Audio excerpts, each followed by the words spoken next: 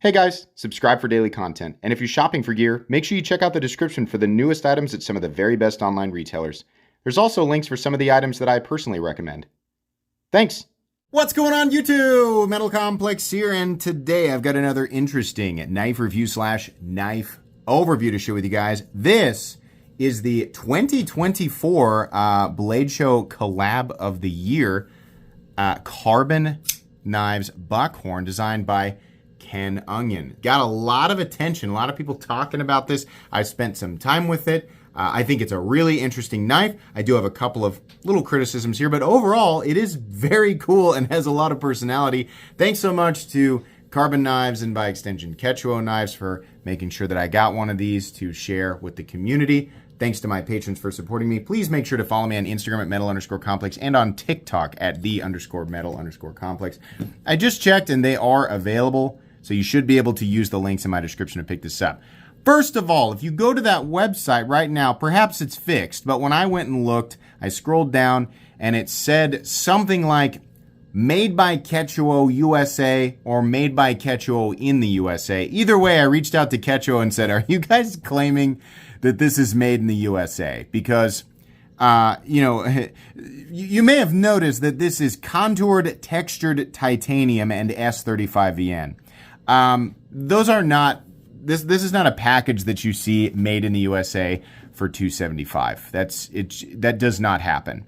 I knew that there was no way. And they said, oh no, yeah, that's not accurate. It's made in China, right? But Quechua is the OEM.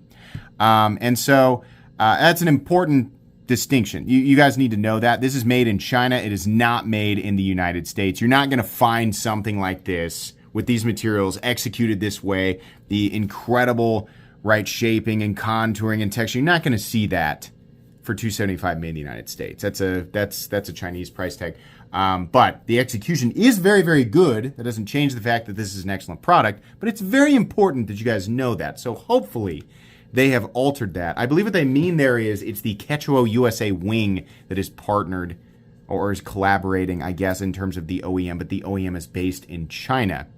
Little bit of a foggy area there, but that needs to be clarified 100% on the website. It needs to say this knife is made in China so that people know. So definitely should be a change that's made if it's not made. But anyways, let's go ahead and get a measurement of this knife. Overall length is coming in at 8.65 inches. The blade length is 3.85. Amazing ratios here. And then your cutting edge is 3.65 inches. Let's go ahead and do some size comparisons. Any custom scales you find in this section can be found down in the description under Original Goat and others. So up against the 80-10 and the 80-20.5, you can see here, this is what I would call a pretty big knife. Not massive, but big. It's definitely nowhere near as robust or thick as something like the 80-10, but way bigger than something like the 80-20.5. How about up against the Spyderco PM2 and the Spyderco Para 3? Yeah, it is definitely bigger than the PM2 by a little bit, but with way more cutting edge. Holy moly, you get lots of blade here considering it really is a pretty open ergonomic design. Obviously way bigger than something like the Para 3. And then finally, let's put it up against the Benchmade Griptilian, or in this case, the Ritter Hogue and the Hogue Deca. How's the action on this knife? Boy, this was a real treat. There's a lot of weird things about this knife. You know, the aesthetic I think is going to be very polarizing. Some people are going to love it. Some people are going to hate it. But this is a very well executed knife. There's a lot of little tiny things that I like. Number one, something that I didn't love was how thin these areas were in right here, which wouldn't have been a problem if they had cut this slightly lower and given you a little bit better access to the frame lock. But honestly, I can still get in there, and boy, is that smooth. The flipper tab is wonderful. The release, the detent is so good. Such an organic feeling. On top of that, you have these thumb studs that are kind of slanted, right? And then textured. That's pretty cool. And not just cool to look at, but it's also very comfortable to deploy both with the forward flick and the reverse flick. I'm just realizing I might have avocado on my fingers today. Sorry about that. That's gross. But yeah, the deployment, very good. And no double clutch. I'll show you guys here. We are well up on the face of the blade with that detent ball. Super smooth. Very, very good. It's nice that both deployment mechanisms feel natural. It feels satisfying to deploy. You're breaking the detent, throwing the blade full force, so you get that super satisfying thwack, but most importantly, a reliable deployment, a consistently reliable deployment. So very, very good. This knife obviously runs on bearings. I'll go ahead and say it if it's not clear. Let's go ahead and do carry profile thickness up against the Spyderco Para 3. It is actually slightly thinner. Sorry, that's not a very good look. Yeah, I'm wrong. I lied to you. It's not. It's about the same, but it is contoured. This is a big deal. Why is this a big deal, right? It's just titanium. Yeah, the machines required to contour titanium are incredibly expensive. It is super pricey. It's also an incredibly expensive process, and then you are texturing it in multiple ways outside of that.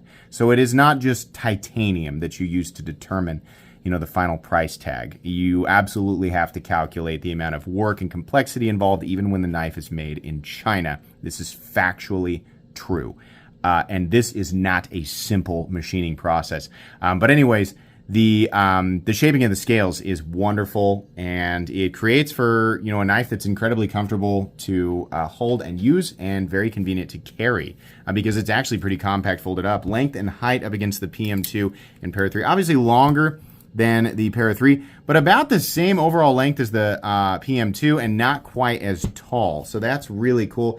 What do we have for materials here? We have titanium with a titanium backspacer and titanium pocket clip, and then we have a CPM S35 VN blade. CPM S35 VN is absolutely 100% still a super steel. It's one of the super steels that we have seen sort of creeping down in price, and I think probably a lot of it's not like it's not necessarily still expensive to make. I think the demand for it versus some of the other more popular steels that are arguably not necessarily any better, right?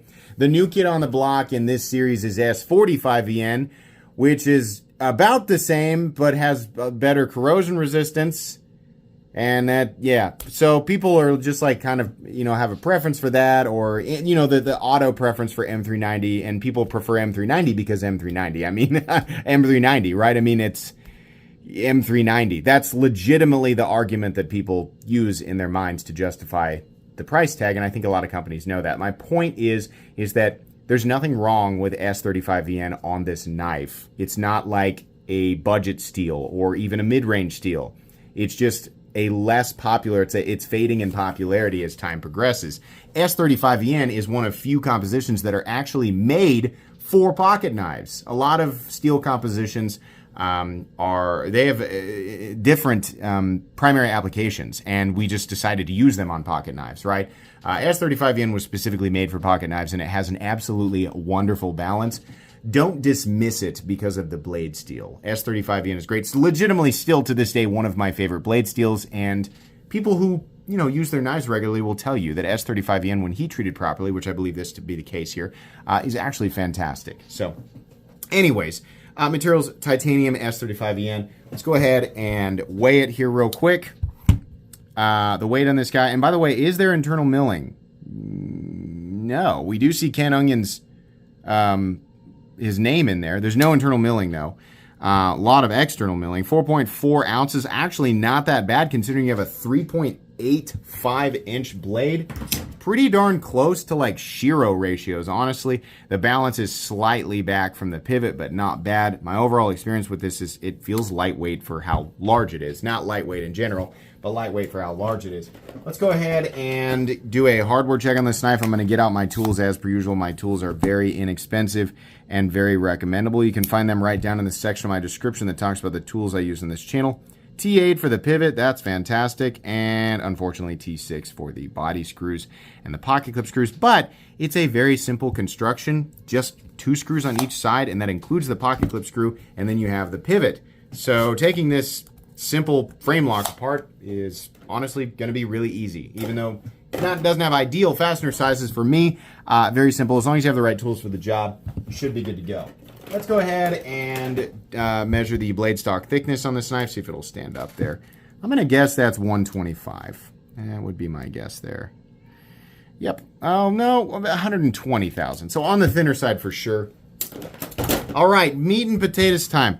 Interesting. This is one of those knives I feel like there's plenty of people out there who looked at this immediately and loved it. And then as time progressed, they were like, nah, it's kind of weird. And then on the flip side of that, I think there are plenty of people who saw it and immediately thought, gross, and then it grew on them. I think I was leaning more towards the side of that's weird. It's definitely not a, like I said, Karbon Knives is, if I didn't say this at the beginning, Karbon Knives is a company or a brand started by Ken Onion in 2022. I would venture to guess it's a way to get some of his designs out there, and not have to charge people U.S. prices. It's not the first time we've seen Ken Onion collab with another company. I don't know that he's ever collaborated with a Chinese company. I'm sure that if he has, I'm sure somebody can give me an immediate and obvious example. I feel like Kershaw, maybe. I feel like there's got to be some Chinese Ken Onion Kershaw designs. I don't know. Maybe I'm just brain farting. But yeah, it wouldn't surprise me if it's not the first time. So apparently there are some other designs, but this was the one that won the collaboration award, which I honestly don't know the criteria of. It's the way that Blade Show gives awards is interesting. Most of the time I'm really underwhelmed by the awards that Blade Show gives, and it's fine. Like, they got their own processes. Obviously you have to either maybe you pay your way in, or you have to be nominated. I have no idea, right? But there are limitations to it, which is why I feel like sometimes the awards that they give are a little bit underwhelming. But whatever, I don't run that show, and plenty of people love to go. I would love to go. I've never been.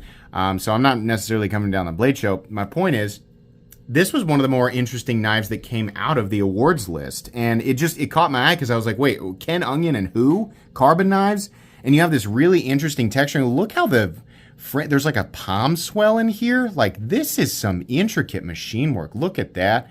We've got the sort of optical illusion cube texturing there. I forget the painting that it does that same thing, but man, that is cool. And it is an actual texturing. Beautiful.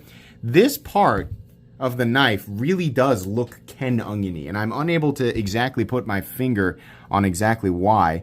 But the part that really stands out, if this wasn't here, I feel like the personality score would go way down. But this, it almost looks like a round head, like a bullet, like the back of a bullet, right? And it's kind of cool. You used to see those as lock bar stabilizers. That was like a really cool thing to put on your Strider or your XM18. The LBS disc would instead be one of those caps, and I think Steel Flame made the real ones, and then you had other companies doing that. But there is some personality in there. I mean, love it or hate it, it's like a distinct, now that you've seen it, you'll always be able to identify this knife immediately within a sea of knives that are, more or less similar. This Buckhorn is always going to stand out for that. It's kind of neat, right?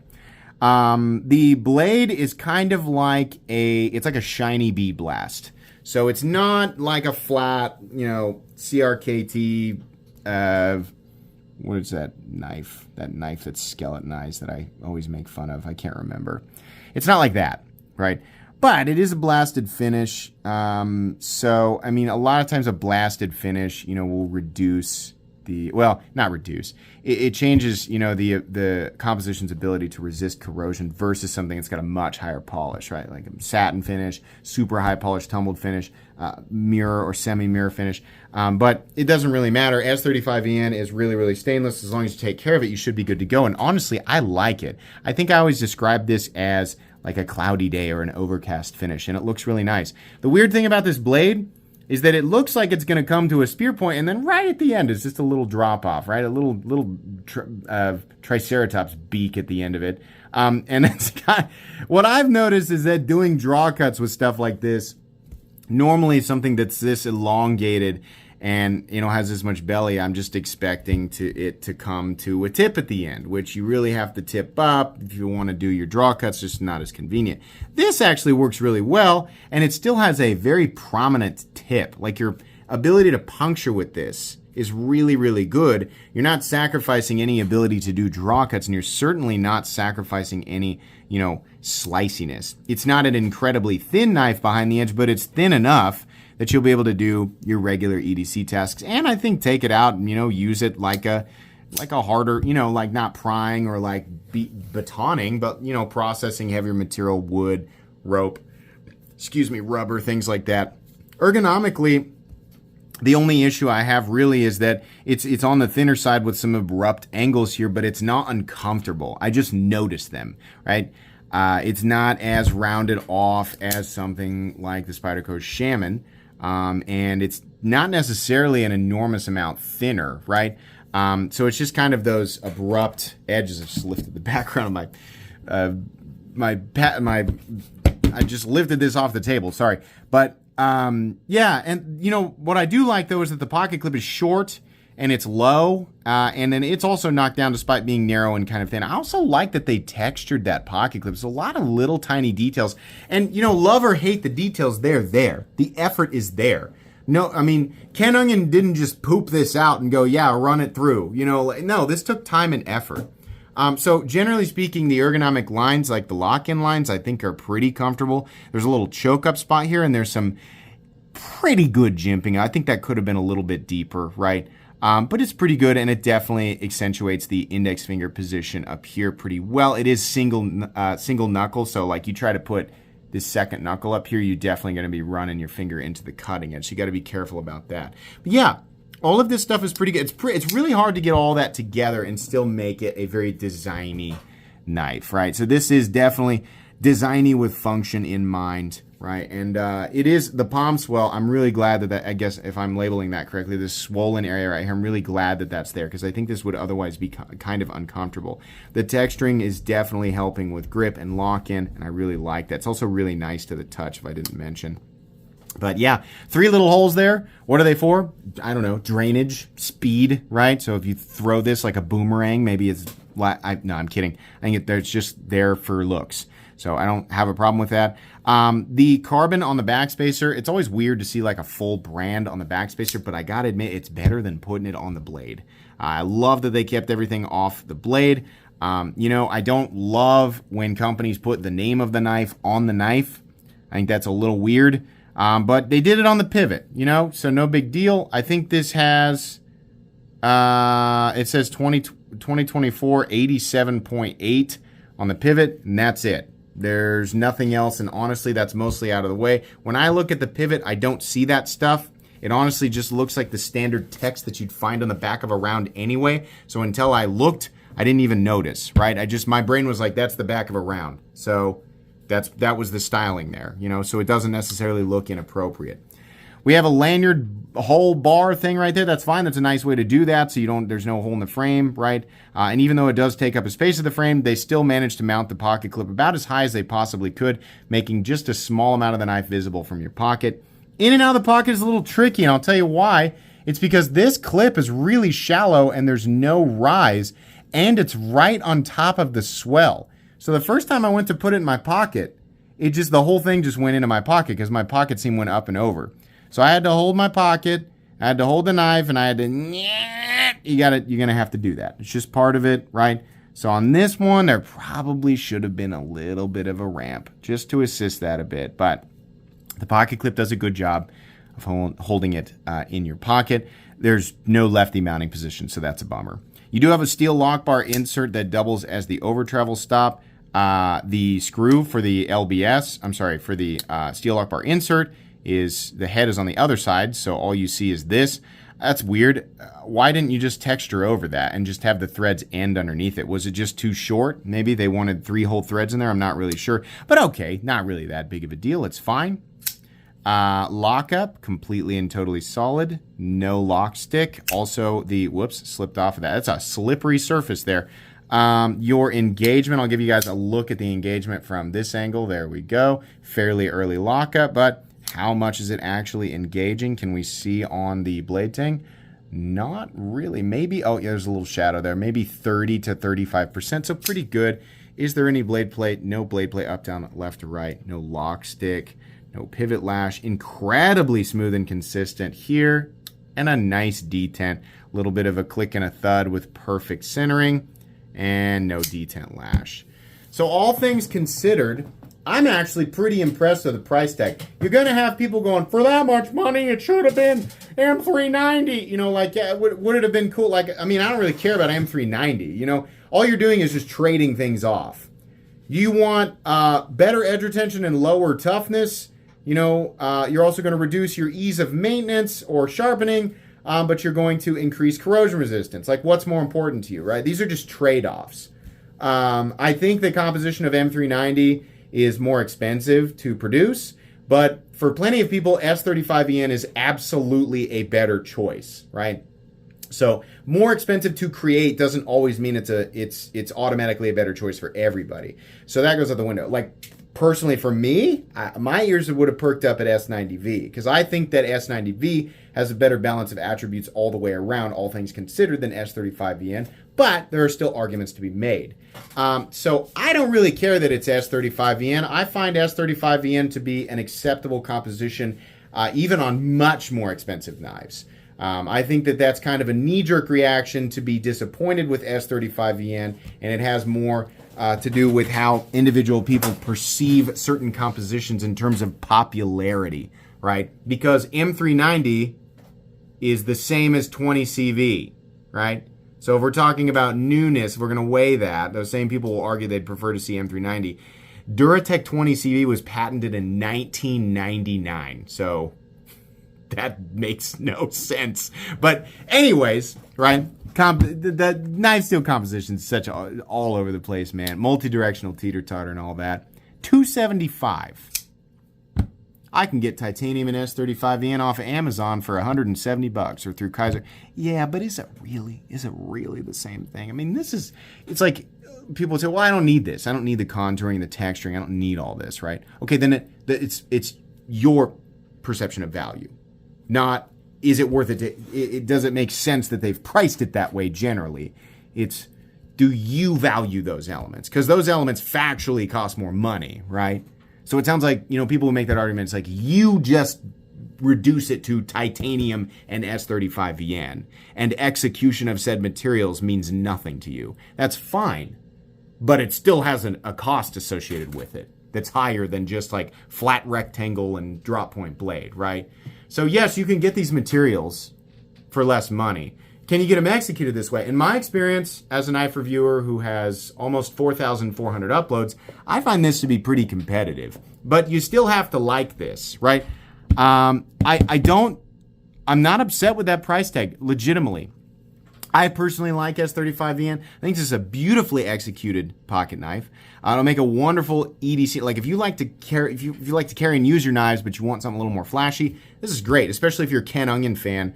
I love this the texturing and the rise and the fall. This is really cool. I don't see this on a lot of knives. It's usually like a consistent contouring. You don't see these high and low waves, But I think that's maybe just kind of a Ken Onion thing.